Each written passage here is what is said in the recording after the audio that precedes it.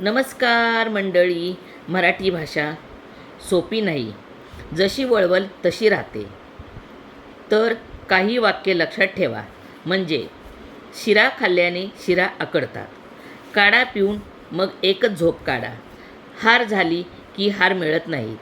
एक खार सारखी घरात येऊन नासधूस करते, म्हणून तो तिच्यावर खार खाऊ नये. पळभर थांब, पळायचं तिथे पळ. पालक सभेत शिक्षकांनी पाल्यांच्या आहारात मेथी, पालक इत्यादी पालेभाज्या ठेवण्याचा सल्ला दिला. दरवर्षी दर वाढतात. भाव खाऊ नकोस. खरा खरा भाव बोल. नारळाचा चव पिळून घेतला तर त्याला काहीच चव राहत नाही.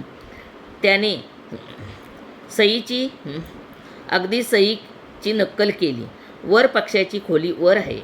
खोबऱ्यातला मुलाचा वाटा देऊन मग बाकीच्याची चटणी वाटा. विधानसभेतील मंत्र्याचे विधान चांगलेच गाजले. फाटलेला शर्ट शिवत नाही तोपर्यंत मी घालत नाही. भटजी म्हणाले, करा, घ्या हातात हात घेऊन विधी सुरू करा. धार्मिक विधी करायला कोणताही विधी निदेश नसावा. अभियंता म्हणाला, इथेच थांब, बांध. उधळलेला वळू थबकला. मनात म्हणाला, इकडे वळू की तिकडे वळू. कामासाठी भिजवलेली वाळू उन्हाने वाळू लागली. दरवर्षी नवा प्राणी पाळत निसर्गाशी बांधिलकी पाळत असतो. फुलांच्या माळा, केसात माळा, मराठीची अवकळ वळणे. ज्याच्या तोंडावर बोलून टाकणं जमत नाही ते पाठीमागं बोलत राहतात. शहाणा माणूस पाहून हसतो, निर्मळ माणूस हसून पाहतो.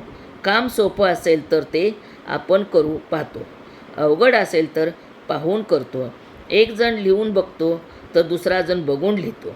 अशी सुंदर अवखळ मराठी भाषा. हेच बघा ना, एखाद्याचा सत्कार करताना आपण देतो तो श्रीफळ, आणि तर हकलपट्टी करताना देतो तो नारळ. तर आवडल्यास लाईक करा, शेअर करा आणि सबस्क्राईब करा.